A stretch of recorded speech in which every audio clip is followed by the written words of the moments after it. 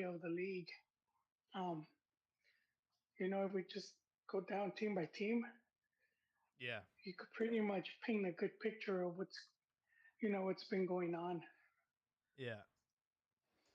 So we could start, Okay. and then we don't really have to do the all of the teams because then it's like you end up talking about the other teams just by By the matchups. Yeah. yeah. All right, for sure. Sounds good. So we could do top eight. Yeah, there's 18 teams, so I guess talk about the first 9 and then that's it. That's everybody. All right. Let's get this going.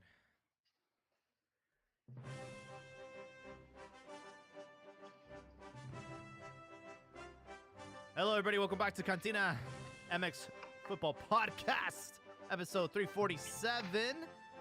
Everybody was amazed to see Barcelona in the league. Oh, no, wait, that was Chivas playing some Futbol Champange over the weekend against the controversial Pumas and Dani Alves. But apart from that, we will be talking about everybody on the table, Rayados, America, and the usual suspects. We also have a Partido Molero tomorrow, the Selección de Mexico's in Atlanta. Shout out for our listeners in Atlanta. They're going to be playing against Tata's ex-flame Paraguay.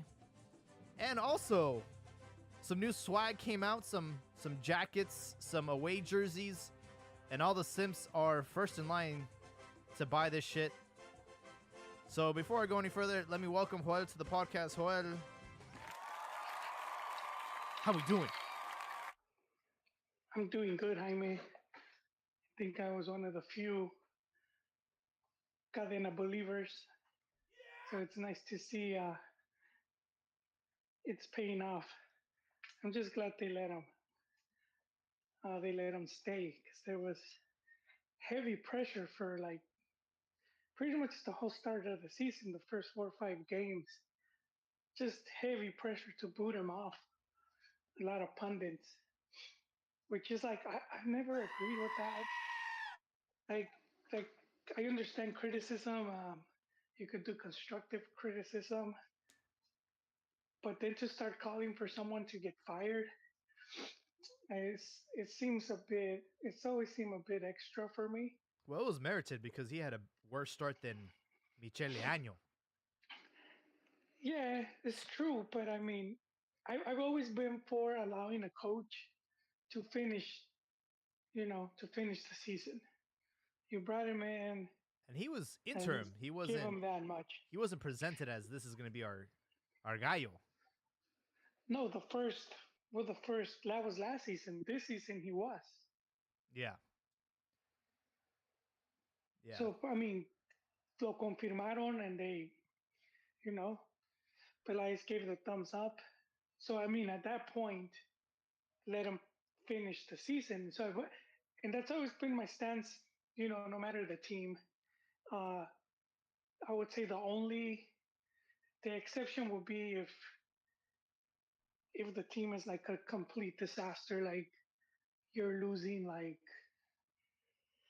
you're getting goleado. It's like 3-0, 4-0 defeats. Yeah. It's.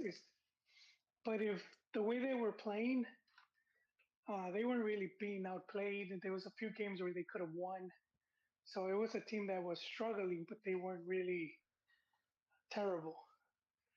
Yeah. So Well, I'll tell you this much. I caught a video from about 2 weeks ago, ESPN Deportes, and I forget his name, Craterface. What's his name? oh man, Crater Face. Yeah. Héctor I'm Huerta. thinking Batman. Yeah, Hector Huerta. Good. And he This had some. Codazo, What's up, What's happening? Colazo? What's up, gents? Codazo with the save. Yeah. Well, he had these like documents and he had all this evidence about Profut. And he was going in on Chivas and everybody was going in on Cadena. This was 2 weeks ago, bro. This was 2 weeks ago. Everyone was asking for his head. and how we have to do give credit, Jaime. We have to give credit to the Chivas former GM, who's De that? Anda. De Anda. He actually said this team is gonna do good. He said he trusted the process and that he saw that they just needed a little bit to get over the hump, and he was one of the only ones that you know there was like knew that things weren't as bad as they looked.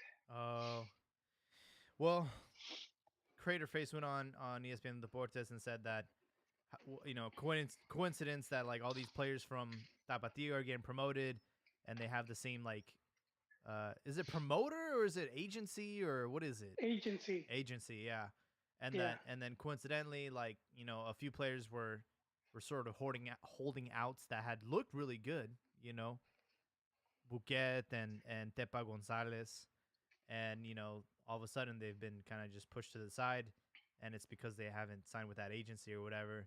So like the theory was that like, oh, the only reason that Ricardo's coach is because he's also with that agency, and it's kind of just like good business all around to have somebody that has like the same sort of what's the word, motivation to like promote players or whatnot.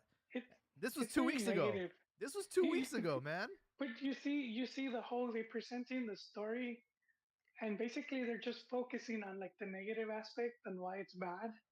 Yeah. They're not even like you have to be a bit what's the word I'm looking for? Subject? No, not subject, but like kind of open minded and see it from all possible angles and not just like, oh, there's some trickery going on. Chivas is a club that's been held hostage many times by the big promoters in Liga MX, where they're forced to get certain coaches in order to get players, or only certain players get negotiated to them. Um, so if they did do their own agency, like low key, put Mariano Varela and others in charge of it, um, I don't see anything wrong with that. Where they have to kind of protect their investments because that's what it is with young players because they're paying for the development, so it's an investment they have, and some of these players since they're 12, so they get to about 18, and then some promoter swoops in, slides into the DMs, and then takes them away. At that point, they're kind of losing. They're losing out on their investment. So at that point, it's like, well, then I don't have an obligation to keep promoting you. Since you want to leave, then your promoter could then place you in another team, and that's where they get them because most teams are not going to pick up youth players. These are very, very good, but I mean, for the most part, they're not. So, in that regard, I applaud Chivas for doing that. They do have to protect themselves. Yeah. So there was this huge like campaign against Dick Cheney, and you string 3 victories in a row, and we went from 17th position, 17th to 7 in 2 weeks, Yeah, man. 3 wins, and everybody's got the champagne bottles out, and everyone's celebrating. And bro, this is crazy. This is so crazy, man. it but I mean, Chivas had been racking up points here and there. Maybe not wins, but points. But and I don't know if Ricardo was here to say. I knew you were going to say that.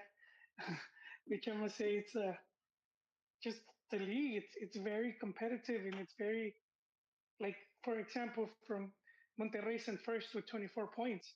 So the difference between first place and sixth place is 3 points. That's one game. So sixth place will be Toluca. They're basically one game behind Monterrey. America, which is in second, and Santos, which are in third, they're just 2 points, which is still the same, just one game. They're only one game which they will have the game left to play because Monterrey already has their 12 games. And then Pachuca and Tigres at 21. and then we do see a jump between sixth, which is 21 points, and seventh Chivas. Chivas is at 15, so they're 2 points, not 2 points, 2 games, 6 points. Um, but then we see the closeness again, right from 15th to 7th, because Cruz Azul right there in 15th, 11 points. So Yeah. again, it's the difference is 2 games. If Chivas loses 2 games, Cruz Azul wins them, and even though I dislike the liguilla system, I do like this parity, which it's very competitive, and it's crazy, like you said, how from one week to the next, especially doble jornada, the table could get scrambled up. Oh Absolutely. well, I think it's safe to say, man, that Liga MX is honestly one of the most competitive leagues in the world. I'm not saying the best, but competitive because of It that, is, because of the system. It can go to just about anybody, man. And and, I know sometimes people mistake when you say that it's the potentially you know yeah, one of the most competitive but it leagues is top 20 in the world, it is. which is like there's about 200 leagues. Top 20 is it's impressive. I would make an Yeah. argument that it's in the top 10. Oh, uh, yeah. I mean, I'd say top 20 to play it on the safe side. Um, it's probably ranked similar to the selección between 13th and about 13th. But I went to Codazo. Tata said the same thing you did Yeah. when he came on board, and he got attacked. And I remember, I think it was one of his first pressers. He doubled down and Well, he said, well, and again, I think it has to do with people mistook it for him saying that it was, you know, one "Yeah, of the best in the league. They're in the one of the best leagues in the world, not competitive. And the well, yeah, first time because I heard it was from a local radio guy who does oh, a Mexican soccer show. I mean, this is like maybe yeah, a decade ago, and oh man, I sat there, registered it from him, and I'm like, no, you know what, this guy's right. it's true." But Tata, I think, compared it to La Liga, and he said it was more competitive. And Yes, again, like you said, they mistook for being better. yeah. And he doubled down in his first presser, and he said, "How are you calling it competitive if you're Almeria, and you're getting your shit pushed in by Barcelona 5-1? Like, what's so competitive about that?" This is And true. he's right. Yeah, and he's right. You could be Juarez here, and you could go up against America, and you have a good chance than any low level team going up against America of Spain. Hmm. Yeah, no, going back to the Dick Chain part, I, I, I, I think and I'm kind of guilty of it as well because the expectation that the Chivas fans have for Chivas, with the way they started off the season, I don't think we really paid attention to that. I think there was like a total of 6 draws, wasn't it? Yeah, something like that. It was like 6 games that they drew, and it's just because we couldn't put the ball in the net. And Missed now that they put the penalties. ball in the net, yeah, now the ball's in the net, they seem to be heating up a little bit. I don't know if it's fool's gold or not, but certainly makes it for an interesting season. Yeah, they were giving up a lot of last minute goals and just not being able to put away the penalty kicks.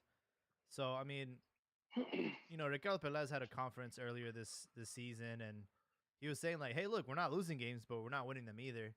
And I don't know, man. I just feel like something has just finally clicked. I think it was after like their last embarrassment, and they said, "Hey, we're gonna give away tickets for free." I think something just like clicked there, and they realized like, "Yo, we gotta get this shit done."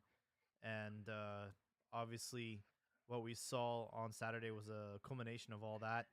Unfortunately, I didn't I get to think see the game, but I was there at the baby shower. I had the phone on on the table trying to stream it, and no, I mean I got to see the goal afterwards, and I was like, holy shit, man! Like that was some next level shit. Like reminds me of like that goal like Toluca scored on against America. Although I will say that goal was probably a little bit more impressive, but similar, very similar. the three back heels from Alexis. There was like four, bro. There was just a lot going on in that goal. And then for me, the my favorite part of the whole sequence is the dummy by Nene, just like letting that ball go through. Oh, bro, that's some next level shit, bro. Like you have to have really That was good that was the awareness. cherry on top of the cherry. Did you yell at the top of your lungs at the baby shower? No, because I saw that after. I didn't get to like celebrate when it happened live. It was afterwards. Yeah, but it was a great goal, and Pumas, man, continuing to get a lot of criticism with Danny Alves just collecting a paycheck. Do you think his ticket to the World Cup is at risk right now? I don't think he's gonna get called up anymore. I can't see it happening. His form is pretty piss poor, and he's 39 years old, right? Well, I think Brazil just have so much respect for him because of like him having the most trophies, and like he would be like just like the guy that you call up to the World Cup. He's probably not gonna play in it, but if There is extra, and then let us remember the extra yeah, slots. I would say like he has like what 39, so it'd be perfect to get like a World Cup trophy as his 40th. You know what I mean? Like the cherry on top of his career. But who knows, man? I think he probably his spot he is in probably could jeopardy. yeah, I mean, But, he'll but, probably go along for the ride, I guess. but you know And then, what? There's players that they could be asked in their club, and then with the selección, Ochoa, they're fine, dude. Like Gio and Gio, Giovanni. Gio's just always riding pine, and then he'll come to the selección, and he was like Ronaldinho. I think like Carlos Vela too, because he wasn't getting action at his time at Arsenal, but he would come in the selección and do some crazy shit. Yeah, yeah. There's a lot of players that do step up. I think he might be at risk because the coach recommended him to go MLS instead of Liga MX, and uh-huh. they have actually sent their assistants to go watch the game. So I don't think it's one of those situations where they were like, uh, yeah, let's just take him as extra guy to have leadership. Because if you look at Brazil's depth, they don't have a lot of depth on that right back position. And one of their concerns is that he's playing midfield, but they have a lot of players, like good talent that play that position. He's playing at Pumas right now. Yep, but this guy's like he's so much experience. He's not gonna forget, Dude, he'll He, get he could play. smoked on the sidelines He, if he tries to defend like nah, man, he's smart, dude. He knows, man. He knows how uh to change up I his game, agree. dude. I don't think he'll get smoked, but it brings up a point. Why is he not playing right back with Pumas? because it's in his contract that he has to play midfield. I don't know why, but it's literally in his contract. He has to start in every game and he has to play in the midfield. It's weird. But he negotiated that in there. Yeah, that's super weird because no, he would do great at right back, especially with the system Pumas have set up. hey, Joel, they have you doing the dishes or what, man? I was actually close enough. I was getting a bottle ready. Ah, Oh, okay. nice. Kid's asleep. Se levanta All right. And tirando ladrillos. it's pretty pathetic, but after the game, after the beatdown, Gordon Brizuela goes up to Danny and asks for his autograph. I'm like, come on, bro. He should be asking for your autograph. Who was the player that was it a Chivas went up to Chicharo and he had like all the shirts. Oh, he had He had like 20 shirts. he had like every he had shirt. training shirts and Yeah. He had like every shirt that Chicharito wore or something. It was crazy. It wasn't El Nene, was it? No, it was a fan. Oh, fan. Yeah. I thought he was a player. Nah, it was He just had it the was a gear fan. in. I think Oh, okay. there was one where like, hey, look, this is the photo you took of me when when you were at Chivas, and like, let's take another one. I'm like, damn, bro, you got fat. That's what he said. He's like, you got fat. He's like, are you sure it's the same guy?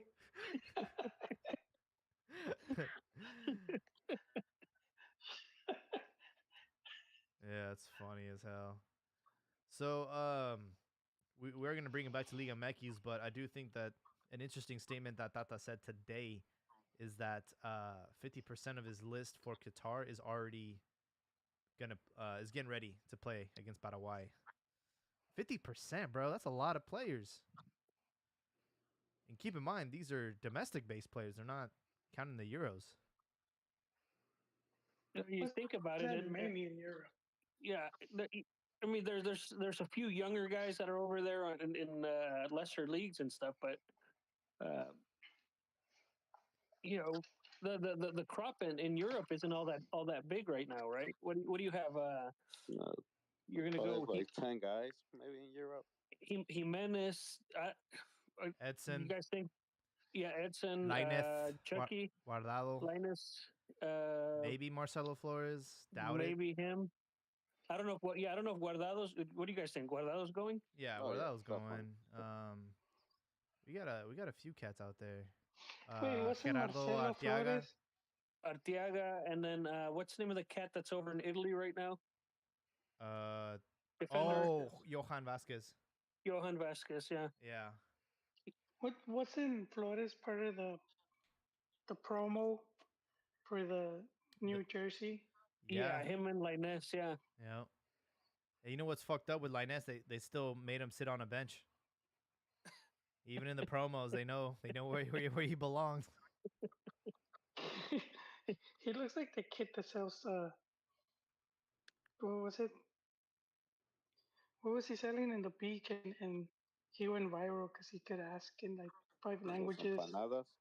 Yeah, he looked like the empanada kid. Oh, really? Yeah, because there's videos of like where is he now? Oh, They look the same, dude. there was one video. Is that what he was like selling panochas? What? It's like a pastry, man. Don't have a dirty mind. I seen oh it as no, no, no. Joel would agree, man. Don't worry. But I'm trying to pull up the list right now because I don't even know who's going to Atlanta. I know like we talked about it, but dude, like I'm just concerned because Pizarro's on that list, bro. I'm like, I don't want Pizarro to go to Qatar, man. Are you kidding me? Yeah, but you also see he said that Pizarro, Montes, Gallardo, that Selección is not a place to come and like get your minutes, but can also be a place to give players the form, the identity that they should have. So Huh. he kind of basically said like, yeah, I know they're not informed, but we can get them informed over here. You don't come to the Selección to get formed. That is such Yeah, a shitty like attitude and mindset to have, man. You imagine any other Selección that does that, bro? I mean, I would agree, but Mex doesn't have that many players, Bro, and we they've done it. do, and they're They've not done getting it I called say up. the before. U.S. I say the What do you U.S. think? does the same thing. Man, what do you think they do with Linus? If it was based on form and minute times, he would have not been getting any call ups. We have, I don't know, man. I mean, Linus Yep. does he could be lightning in a bottle, but I'm not gonna put him over Vega. I'm not gonna put him over like some of the players that are in form in Liga. What about Pocho Guzman, man? He's doing great, and I know he has a drug problem and a bad history, but that guy should be going to Had drug. Qatar. He should. I don't know if he still has. Yeah. No, this cabron's gonna end up in jail over there in Qatar, man. If it goes, but Yeah. but no, yeah, no. I mean, this isn't uncommon with the Mexican national team, right? You go back to was it Vela and Gio back in the day, Yes. and all that stuff, right? Where you got your Euro-based players who aren't getting any time. I guess on a positive note, though, like Lainez, he's been playing. Didn't he score this past weekend? I think he finally got one in. Yeah. And I think he even had an assist with that as well. So, Yeah. yeah, he's starting to get some playing time. And some of these guys are as well. I think even Jimenez got what's it, El Bebote, right? He got some minutes and scored a goal, had an assist. So, Yeah. I think right now things are starting to heat up for the striker department, which is it's so nice to have that problem as a coach. Like, who the fuck do I call? You know, like you have Henry Martin obviously scoring goals. You have Saldivar who came out of fucking nowhere, and you know you have Raul who should be our starter. Like on paper, like he's the one that's like earned it based on his trajectory or whatever. But I before his mean, injury, Funes Mori was, I think, even scoring a little bit. I mean, even some of yeah, them were PKs, but I think even he was scoring. I really hope He, he doesn't make the he roster though. ended with that bicycle kick against Panama. That's when he earned it for me. Oh, Raul, you mean? Eternal, it, Raul. yeah, eternal call-ups, man. Yeah. No, I mean Deco, he's man. when he's in form, man. I mean, when he before his injury, bro, he was top 5 in the Prem League as far as strikers, man. He was doing really good. It's just like he's not the same striker anymore. But who knows, man? It's a good problem. And I think that goes back to what we were saying about like how the 4-3-3 doesn't work. We got to go to 4-4-2. I think I agree. We have plenty of strikers, and it'd be nice to have two going at the same time. Especially now that we lost Tecatito Corona. As far as the swag that dropped, the away jersey with all the drawings on there, and like the crema and the burgundy. What do you guys think? Are we feeling this? Do we hate this? Do we like I this? like the jacket. I like the flip jacket. Yeah, I was a fan of the jacket as well. The, the jersey, I, well, I got to get used to it, I guess. I don't know. I'm never getting used to the new badge. The badge sucks, It's man. trash. I'm never gonna like it. I wonder if like you can use like gasoline to like remove the badge or something, You probably can. Like because it's people now could print. it's You heat could pressed print your on. It's own. yeah. If you get the You could authentic, print your own and put it on top. yeah. If you get like the player version of the jersey, it's heat pressed on. It's not stitched on. I think I sense a business opportunity, honey. Let's do it, bro. I'm not gonna lie, I caved in like a little bitch, and I did order the jacket because that shit's fire, bro. That shit It is is, man. I like it. it's reversible. Yeah. That's the part that like sold me. It's like, all right, there's times where I don't want to be wearing the bright ass green, but I still want to like, represent. So, but apparently they sold out. That shit sold out quick, man. Um, Going back to Liga MX, what other significant results did we have over the We're, weekend? we're gonna start from the top, Jaime, which is Rayados. Monterrey. Yes. The coach, they were calling him Rey Miedos. They were saying, now he was another coach that was getting a lot of flack, uh, especially from last season coming into this one. And Monterrey just weathered the storm, and they're in first place. Obviously, they might not be there after America plays or Santos, one of those two. Um, but they're still candidates to finish top three, I would say. And I think that's just how Buse is, where It's not he'll pretty, echo, man. but he gets the results.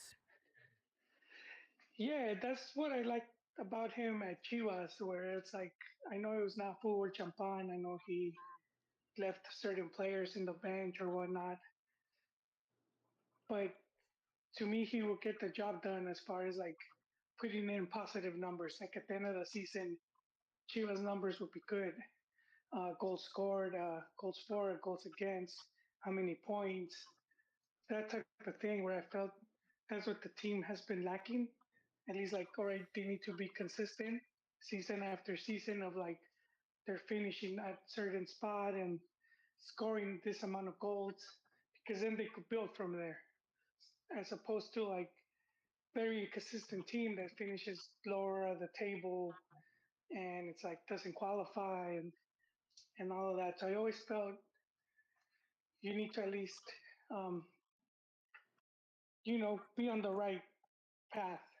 Uh, so who did they play? Do you know who they played? When on yes, they played It Tijuana. was yesterday. Yeah, Tijuana. So I say good win for them. And then America, which was briefly in first place. So that's the other top story. And I said it back then. I do see them as staying in the top spots until the end of the season. And if Ame and Chivas also hold their, how they're playing the Clásico it's looking to be pretty good. So, We'll see what happens. but Santos, man, we really have to give some credit to them.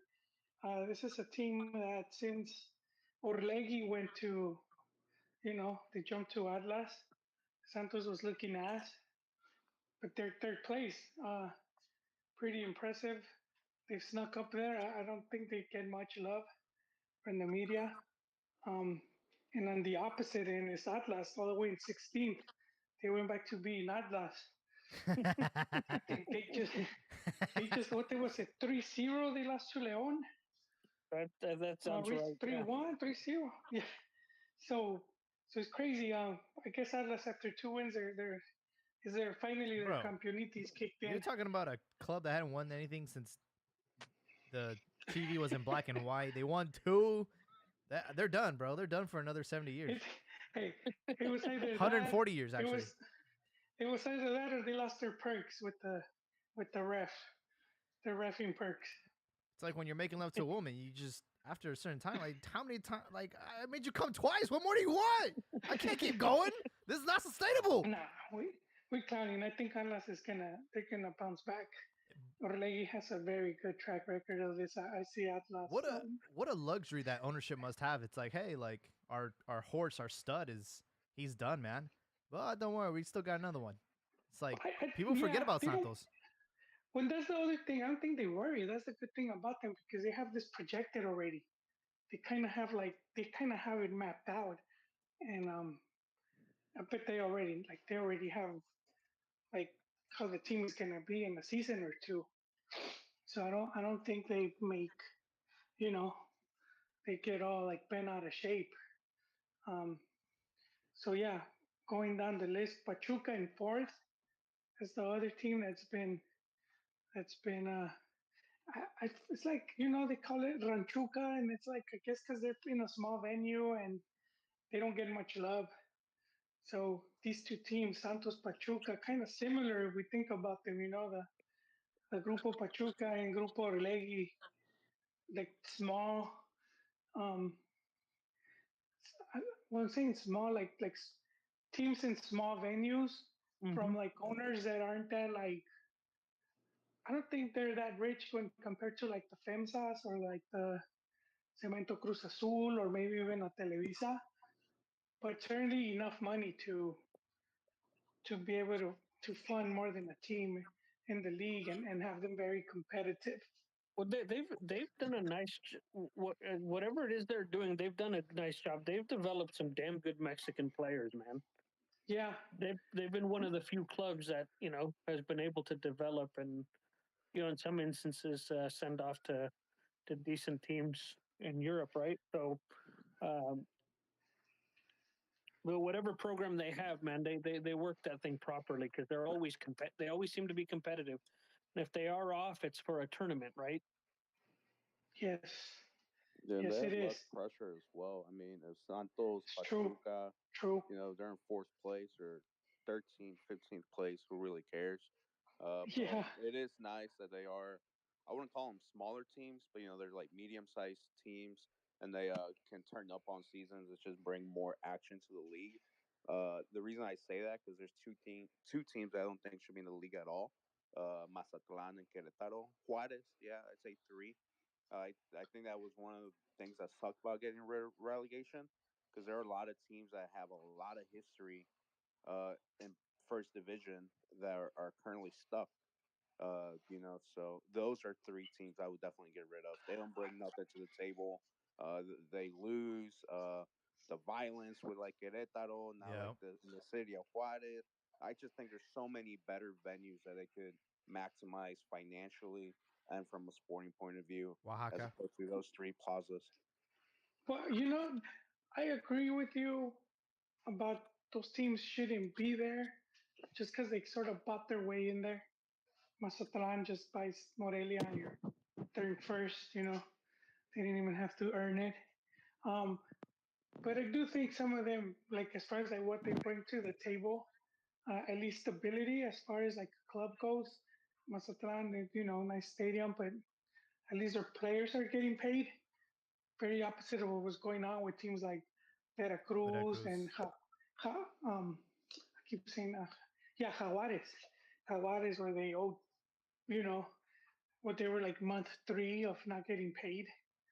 I think there was it a year or 2 year ago that they showed the stadium, the Jaguares stadium, Mhm. and it looked like from those zombie apocalypse movies. It just looked abandoned and grass growing, and it's like Do they not have like a team you're anywhere? expecting zombies to. I don't know, but I mean, if they Like in have a small the team, they're not gonna play in that they're gonna play in smaller venue because because the I know like there's like two or three lower divisions. I would assume there's some hope that there's a team in Chiapas.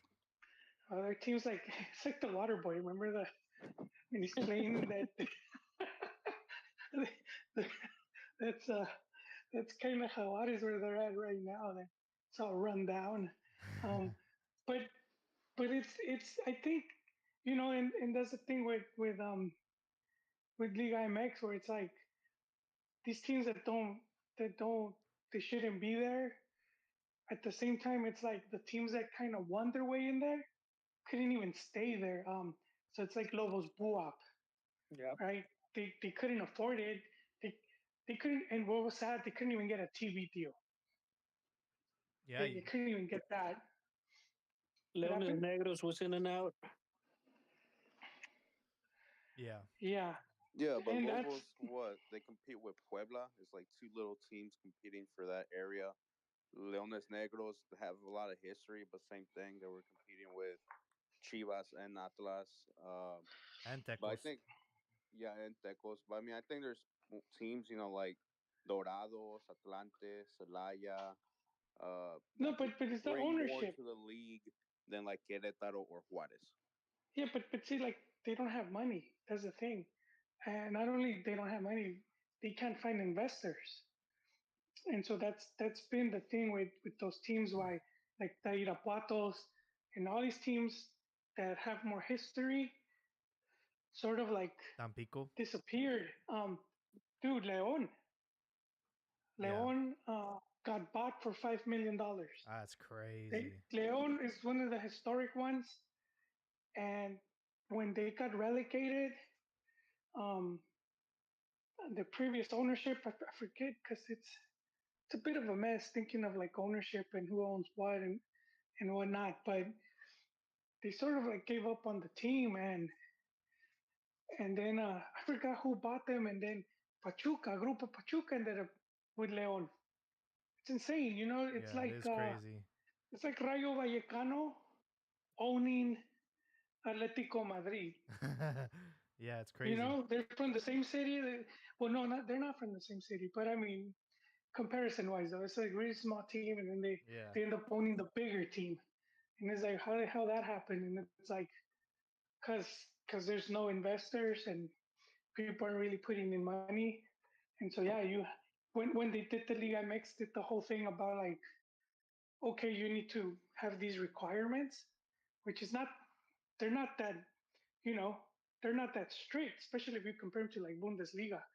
They're pretty tame. And yeah. it was only 3 teams that qualified. And the stadium was one because I thought they needed like 30K, and it ended up being like you just need a 15K stadium. And so that's something like you should be kind of to build the way when Necaxa went to Aguascalientes and they made their new stadium. So I think that's like when you get the Mazatlan, You have to have a and, project, a vision. Mhm. with, and it's similar to NFL where they get the city behind them, and then the city puts the bill on like building a stadium, which is you know some of the stuff that's happened in Pachuca, where it's like the state or whatever gave them lands or they don't charge them taxes, Mm. you know, they, which helps that team stay there, which in turn generates revenue for the city. Because whenever there's games, you know, they get visitors and whatnot, and As far as yeah, you guys get the picture. foreign investment, we'll see if this new TV show on FX, the the one about Wrexham and Ryan Reynolds and the guy from It's Always Sunny in Philadelphia. We'll see if that inspires or influences other celebrities to start looking at football as a venue for investing in. I mean, we already have celebrities in Necaxa and stuff, so who knows, man? Yeah, Longoria, right? Eva Yeah, Longoria. we already have the remote workers infiltrating Mexico City and gentrifying the town.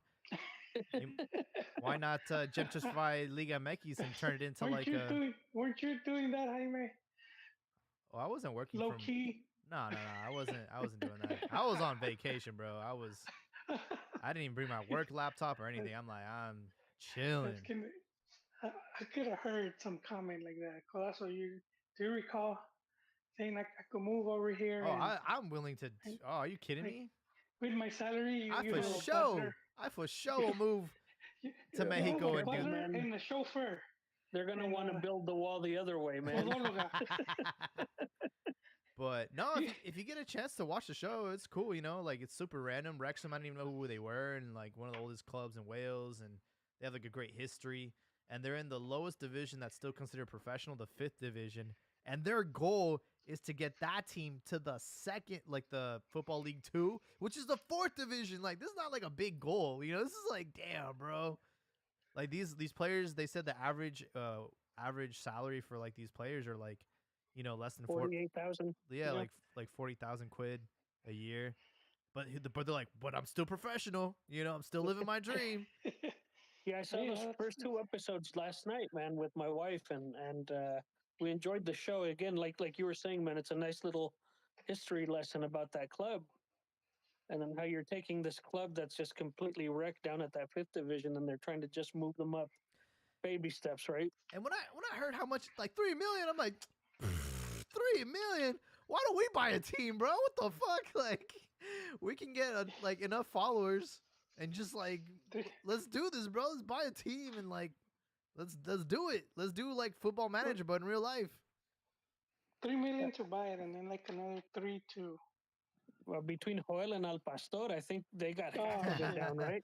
We got to call our. We can buy Tapatio offsets on that for Chivas, and they can just keep the U20s, the 17s. Tapatio, what all Chivas hermanos want Chivas to be. Yeah, that'd be crazy, man. I'm sure one of us has a rich uncle, can reach out to. Maybe we can convince them on when they're hella drunk. You know that time of the party when it's 3 a.m. and everyone's all either passed out or still trying to party, and then you have those conversations what the fuck, man? I didn't even know who you are. Do I even know who you are anymore? Or win the Powerball. But low key, I could see Jaime moving over there, and being the dude from Club de Cuervos. Who? What was that guy's name? The kid that managed the team. I don't know. Are you talking about the? He's the main guy. Club de Cuervos. The owner's dad? You mean? No, the son. The owner's son. The owner. Oh yeah. I forgot his name. I don't know his name either. I know his character name. Yeah. What was his name? Salvador Iglesias. There you go. That could see. Iglesias. Yes, I could see Jaime being like Chava, having an assistant, a Hugo Sanchez. Yeah. No, it must be crazy to run a football club. I was also watching the Figo story about how he betrayed Barca and how all that went down. I'm like, holy shit, man, this is a dirty sport, man. And see, that's on my list. I gotta watch that one. That was a Prime Video, right? It's on it's on Netflix. Is it Netflix? Yeah. Okay. And it made me wonder what was the biggest betrayal in Liga MX? Would you say Ramon Ramirez to America? No, that wasn't a betrayal. Not from the player. He didn't want to go. He was crying in the press conference. That's what I'm saying. What was the biggest shock transfer from rival to rival like that? I don't think that was shock at the time because just how big of a icon Ramon was for the team, and the way they just surprised send them away. And that's when the promotora they were losing money. So they were just fire sale. Everybody has to go. Yeah, I mean, because we've had like players in the past that have played for both America and Chivas, but it wasn't like a direct transfer like that.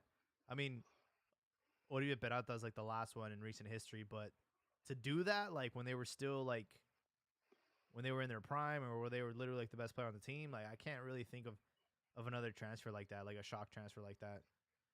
I was upset when Chuy Mendoza left Chivas. Oh yeah, He's like, I'll never play for America, and then he goes to Europe, comes back to America. Cabecita Rodriguez, a bunch of Cruz Azul fans getting Oh, tattoos yeah. of him with a trophy. Leaves a guitar, comes back to America. Like it's always that, man.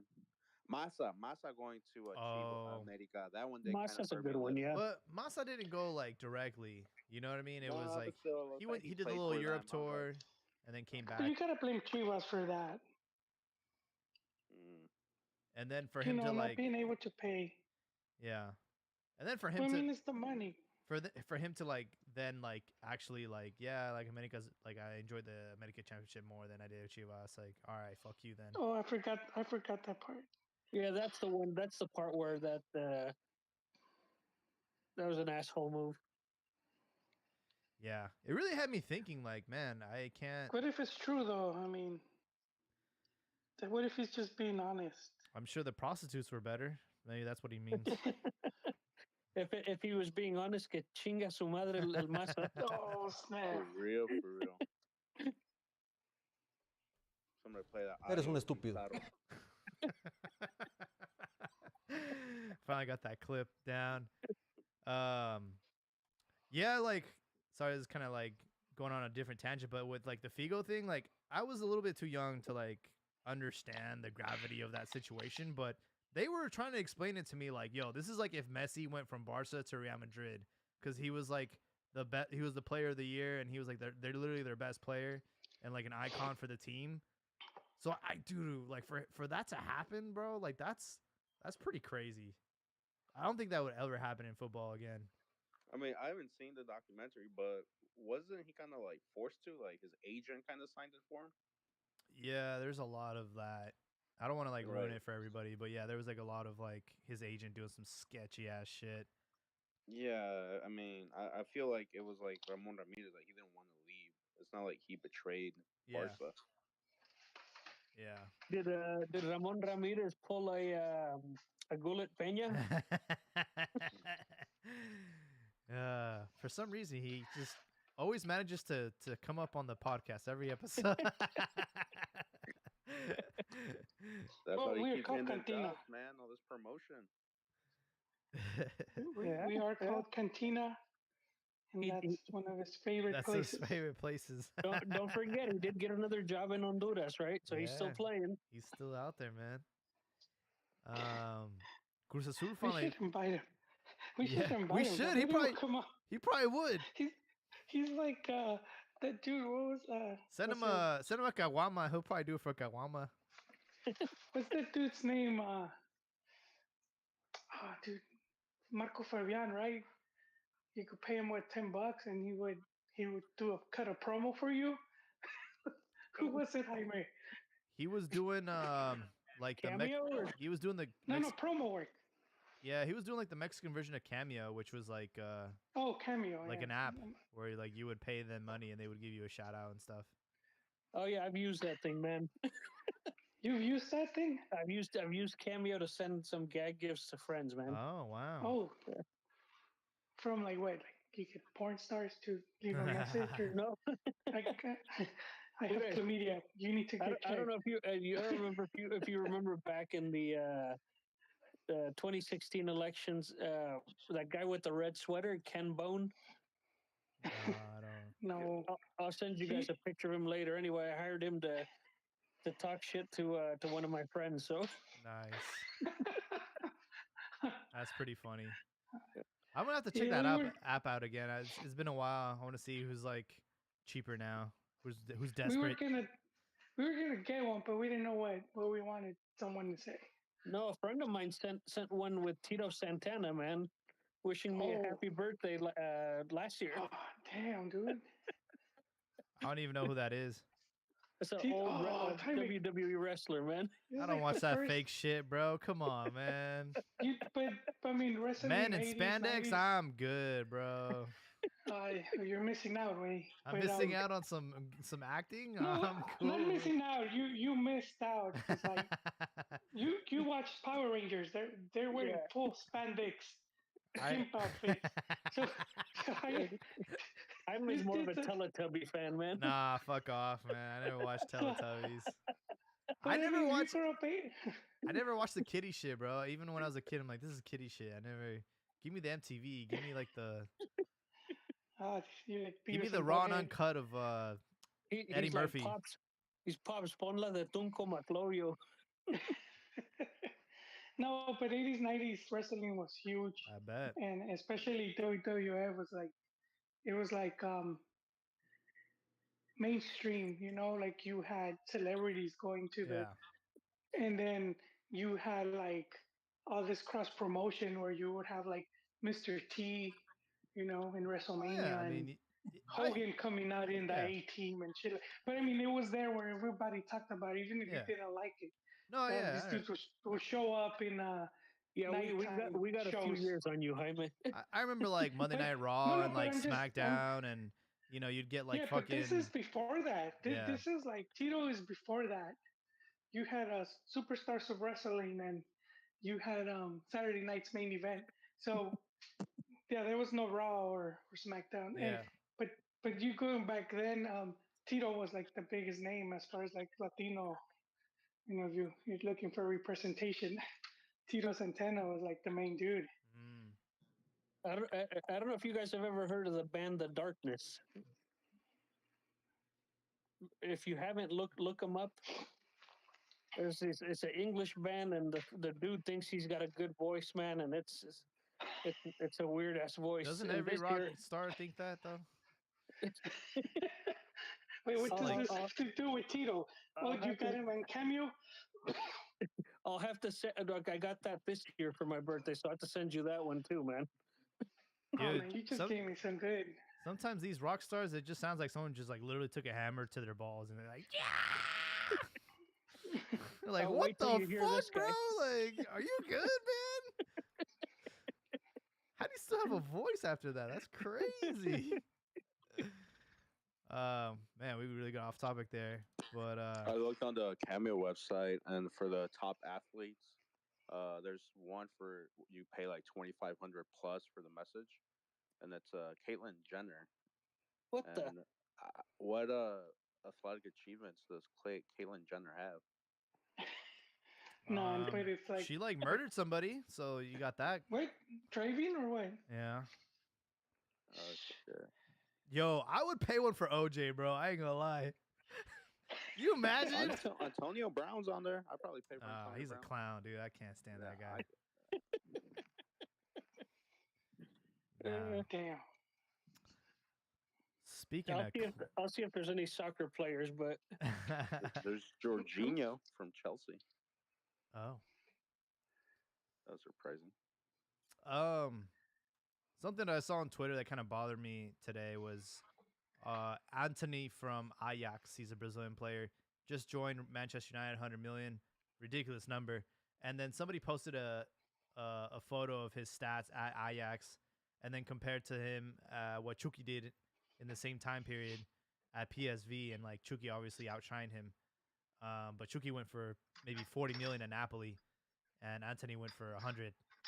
So it's like They play the same position. they're both wingers, yeah, and they were both relatively like the same age. So it's like I don't understand like these comparisons. Like I don't know what you're trying to get from like posting this. Like, oh, we're not good. We're not valued in the eyes of the world. Like, yeah, we're not, dude. Like we've shown to be like kind of a 50-50 risky thing. Like That guy, what you said, he's a Brazilian, and he's a Brazilian. yeah, Anthony. Yeah.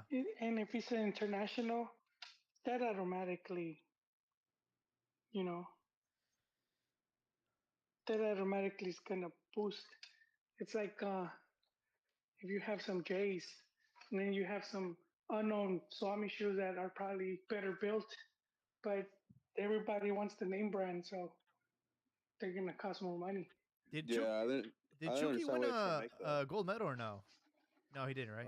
No, No. Chucky didn't. Oh, okay. But yeah, the comparison doesn't make sense because, like, even like he said, like international star, Brazil's playing quarterfinals, semifinals of the World Cup, and where they show the player like what club he's with, so you Yeah, say Manchester exactly. United, like, so Mhm. Yep, people fall that's in love with promotion their there. style of Yeah. play. They will start watching Manchester United games, and also if you look at the sample size of Mexico players in Europe, majority of them kind of like flop or like low end Hmm. results. And look at Chucky; they paid the 40 million for him, and he hasn't been that impressive at Napoli. Yeah, Gattuso So bitch why? slapped him, and he finally came out, but now he's not there anymore. Yeah, but I'm just saying, like, I wouldn't spend 100 million on a player that comes from a country where, at the international level, those results are not there. I rather risk it on the Brazilian that Brazilians consistently produce that top talent, and you kind of have a higher chance getting your money's Yeah. worth. Well, and I And think but that's what the see, narrative is. It's that the Brazilians are more of a proven commodity yes, than the Mexican players, right? So I think they're on board with what you're saying. I think and where some people are taking offense is Lozano's numbers are better. yeah, and no, but also that to me the main one or one of the main reasons is like Pastor said, if Brazil's playing whatever tournament, they're winning it, that guy's there, it's automatic promotion for Man United. It's their team's being shown right there. Marketing, marketing's Yeah. such Yeah, a it's a lot. it's a different If game. anything, what stands out to me is why, all these players are not sending more players to the Dutch league, and the Dutch league's going for more Mexicans. Because every Mexican player that's gone over to Holland, they've all given numbers. It seems like a perfect Hmm. fit. Massa, great numbers. Salcedo. Salcido. Yeah. Yeah, Massa left as a tronco over there. He was a baller.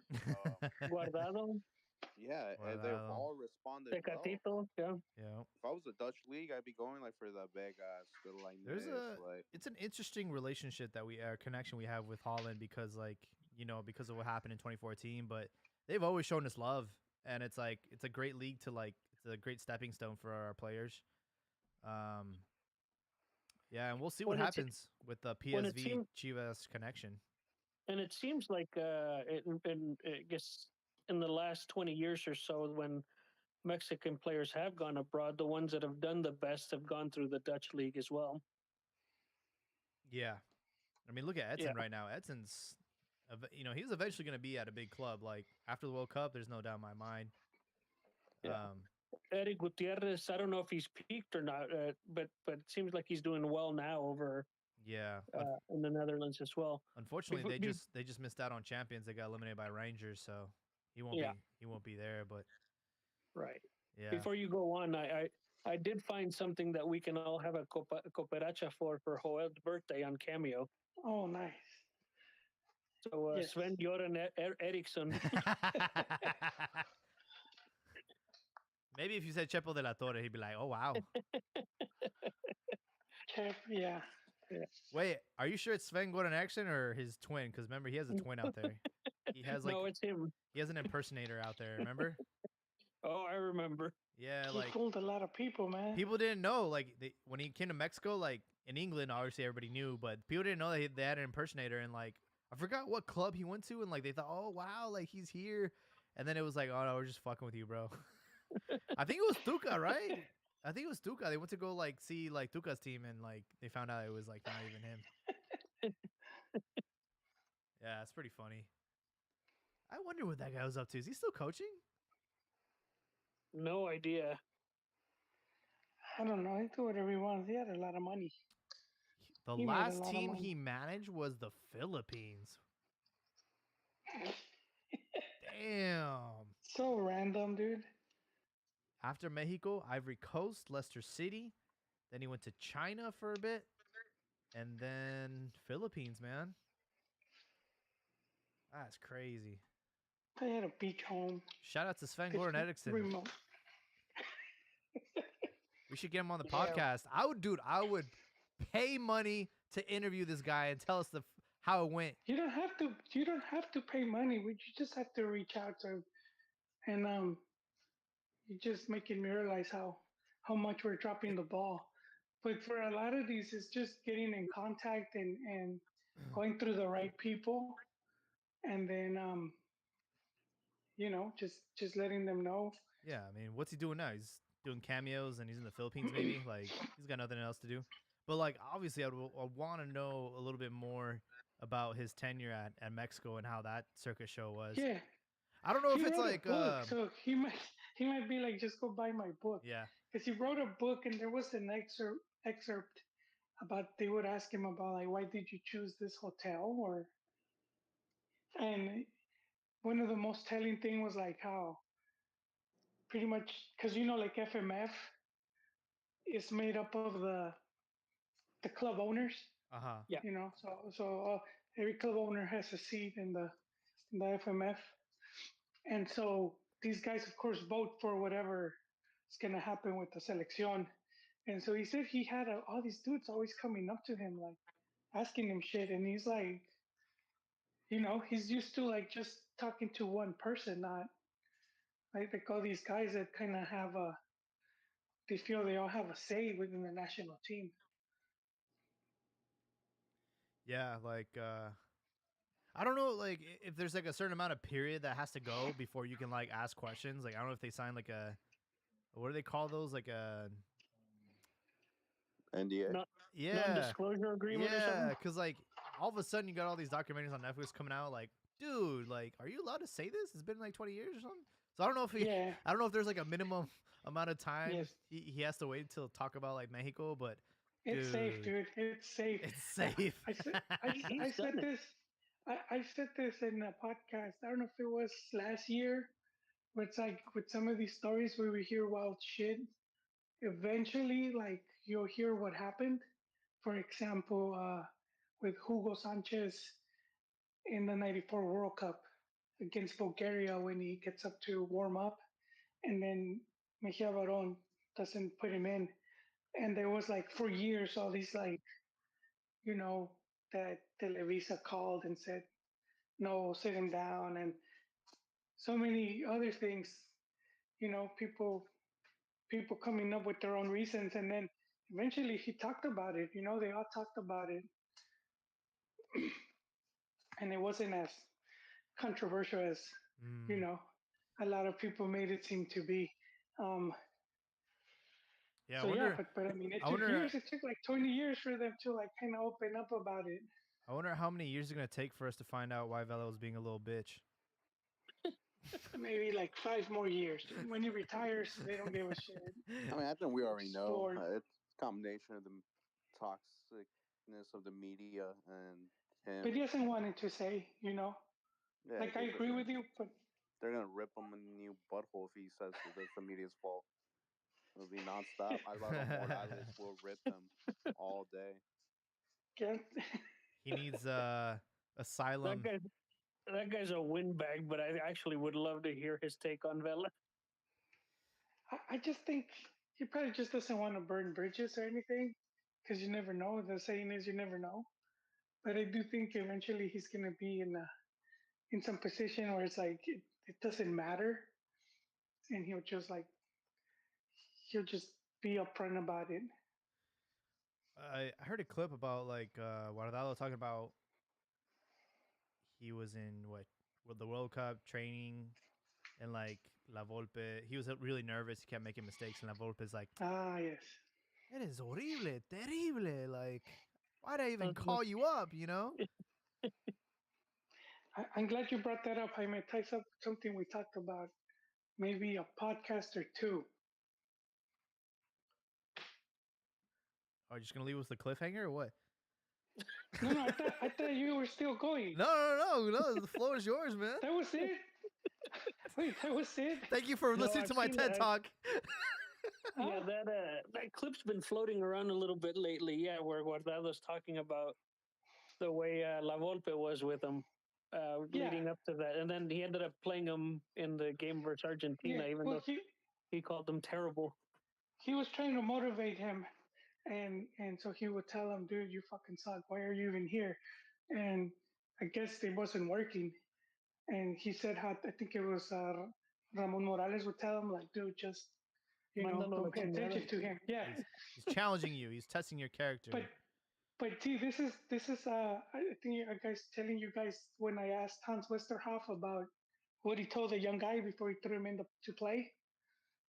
Yeah. What Like, was did it? you talk? Hmm? I didn't hear it. What did he say?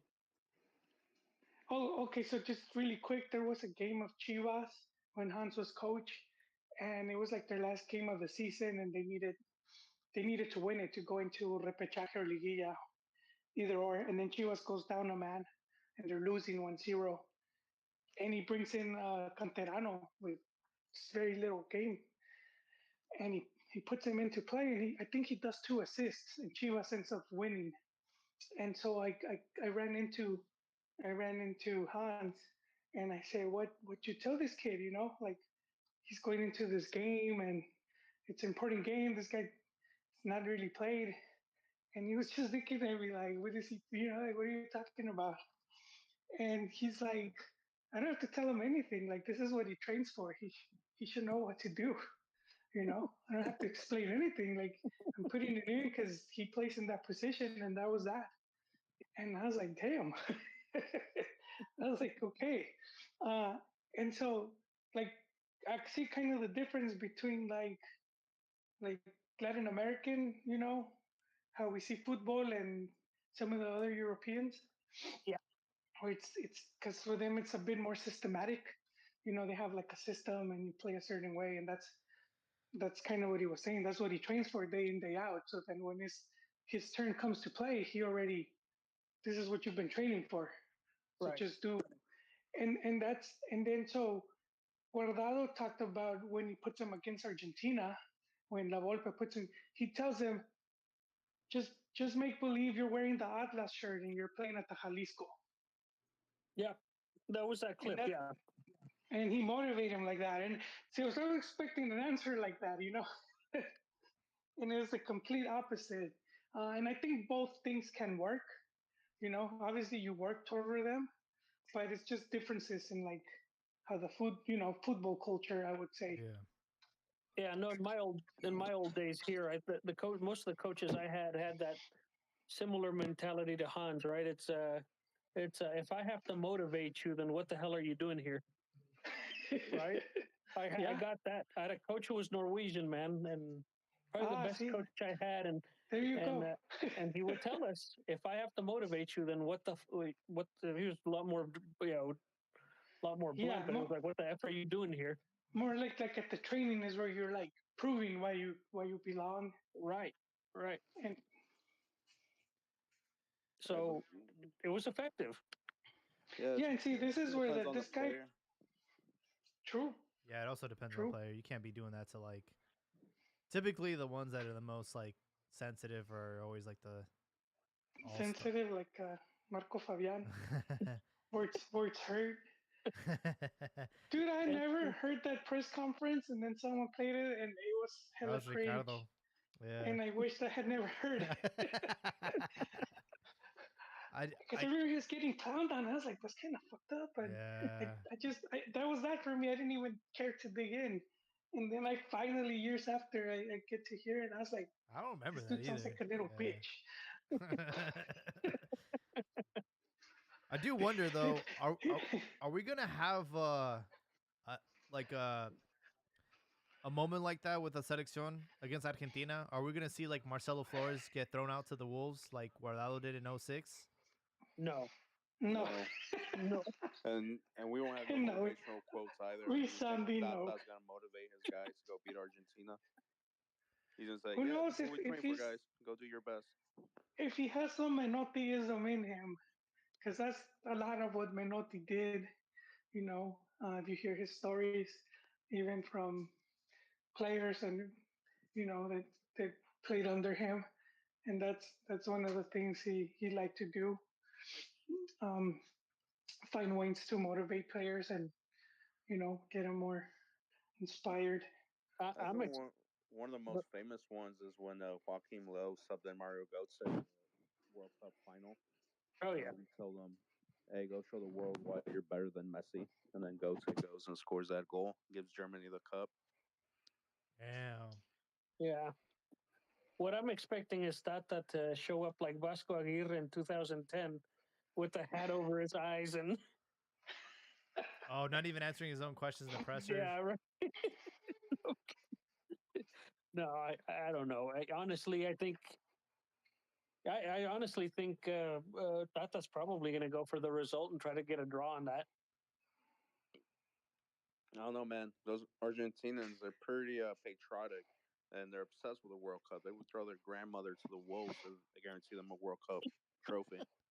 Yeah. So you're saying we're gonna have another Chile situation? I don't know. I think so. I think Tata definitely, because he coached Argentina, right? He didn't get results from. He I did. think the man wants to see his country win a World Cup, and if that Yeah, but means help, it's a group stage game. You know, it's not like we're well, Dude, Mexico's meeting them at a semifinals. I think but in let's say they tie like Poland, and now you're playing them or something like that. You don't want to risk it. There's no guarantees that Argentina will beat Poland. I have a feeling like we're gonna do it in the most Mexico way possible. Like kind of like how we did against like Germany. Like no one expected us to win that match, and then like the match that we thought we had, like we lost. You know? And the other thing Sweden. when Mex are underdogs, they usually play better when they're expected to suck. They always end up doing better Wait, than when we played when they're Poland doing good. first, right? Damn. So you're saying we beat Poland, tie Argentina, lose to Saudi Arabia? No, I think we're gonna like beat Argentina. I don't know why. Ah, I see it possible. If you could beat Mexico's beat them in group stage And then before. and then you know, cause like I think after like we might play against like what like the France group. I Oh, forget. Yeah, I think like we're gonna get like Mexicoed out like in the most way possible. Where like where everyone thought France was gonna be like the winner of the group. Like we're gonna win our group, and then we're gonna play France because they were second up in their group. Like like in the most Mexico way possible. Like there's your reward. nah, France is scary, Uh, man. France is good, bro. Like I know like the the curse of the World Cup. I don't know if that's gonna be the case this year. yeah, they're crazy tough. They could field three national teams if they wanted to. the African All Stars. Yeah. We'll see. I mean, I'm a little more optimistic as we're a little further into the year. Had we played over the summer, I'd expect Yeah. the three and out, right? Yeah. We'll see. I mean, there's a little bit of life in the attack, right? And so, so long as you can score, you got yourself a freaking chance. So I'm not, I'm like I'm like I don't oh, know the word, but I'm like indifferent. yeah, I don't I could see them doing bad and I could see them winning the group. Like it's a coin toss. It's either gonna go really, really well, or it's just gonna be a fucking shit show, dude. There's no in between. Yeah, I was that's leaning more towards the negative, just because we don't have like an identity of style. With La Volpe, you knew how they were gonna play. You knew it would be possession based, short passes, play from the back. With like Tata and his team, you never know. One day's like possession, the other day's all long balls. Sometimes like let's see what works. And right now, Messi, it's his last chance. He's gonna be super motivated to come out and oh yeah. throw Argentina on his back. But on the plus side, they don't really have like that many superstars like on the actual like national team. Like, outside of Messi, there's not a lot of guys that kind of like put a little fear into you. And then Lewandowski, he really wants a Ballon d'Oro. That's the only reason he moved to Barcelona. Because there's something about playing for Barcelona in Madrid that if you do great with them, it like puts you up in the pecking order of Ballon d'Oro. So that's also going to translate to him winning do well the international level. But outside of those two guys, if you look at Poland in the Nations League a few months ago, they were terrible. If they don't have Lewy, Poland's not a threat. It can be an easy one for Mexico. Yeah, thank God that it's not going to be Barcelona lining up on that first group stage match. It's going to be Poland. So outside of Lewandowski, maybe pulling one out of his ass, uh, fair game. But obviously, we saw how he did against Pumas, and that was like, oh my god, he made us look like a fucking joke. But that's Pumas, you know. That's good though. He probably has the idea that Mexican national team's gonna be an easy cook since he played Pumas. Yeah. That was like who was saying that? Was it the Czechs? They were talking shit before the World Cup, and then Talking about they ended up Croatians, losing. the The Croatians. Croatians. There you go. Oh yeah, Close Croatia enough. was talking Close mad. enough, Mikola. Dude, Croatia was talking mad shit, Bro, bro. they said our knees were gonna tremble. Like that's mad disrespectful between like professionals, you know. Like it's not like Mexico came out and like talk shit, but to say like the opposing players' knees are gonna tremble, like come on now. Bro, They're we probably trying to hype up their own players, you know. Guardado did have that sick celebration though, where he pointed at his knee and like went no no no.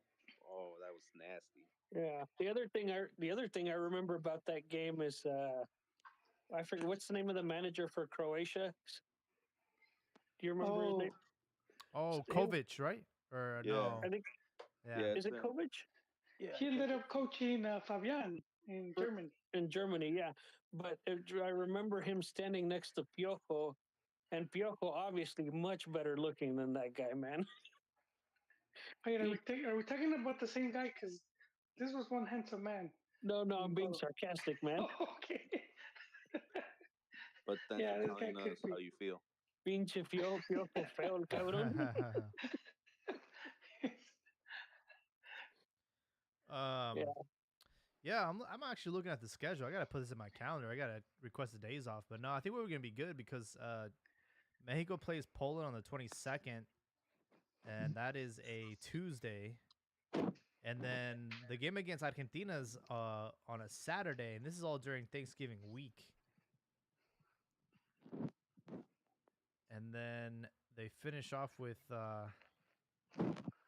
Saudi Arabia on November 30th. Such a weird time to have a World Cup, man. Jaime, by that point, I'll be all of our stuff should be done in Oakley, man. Might have to have you over for that Argentina game. Ooh, nice. Let's go. Jaime just wants that. He wants that beer cocktail, the one that has like shrimps on top of it. That michelada with shrimps and a celery stick and A turkey leg. Yeah, a sparkler. that's the only thing I'm not looking forward to is like the pisteada is gonna be different in the wintertime Oh yeah. during like yeah, it's not the same as like the summertime. You got the barbecue going and yeah, no. But should be a good World Cup. But Yeah, it just shows you the corruption, everything they changed just for Qatar to be able to host this World yeah. Cup. Like from human rights issues to like switching up the whole international schedule for all the leagues, like just so much just so they could host it. Money. Money, Say, you know the saying. say no to racism, but F it, slavery's fine. Yeah.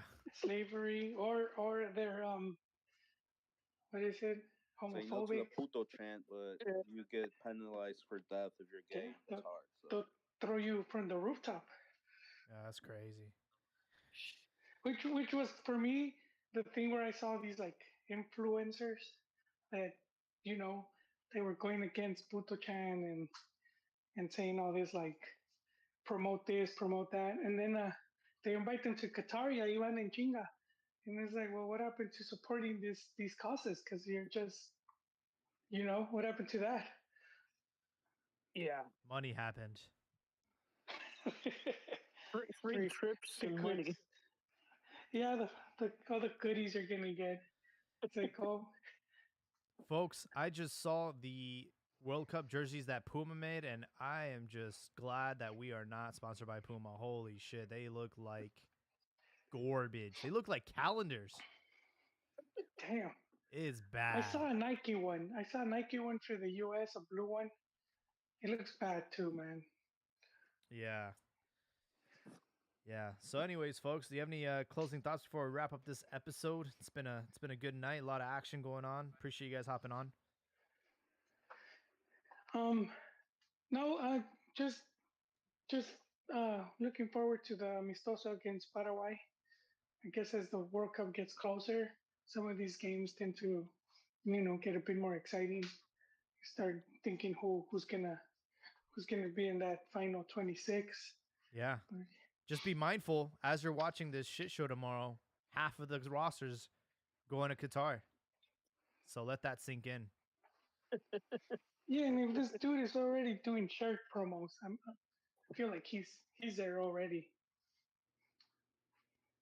Pastor, what you got for us?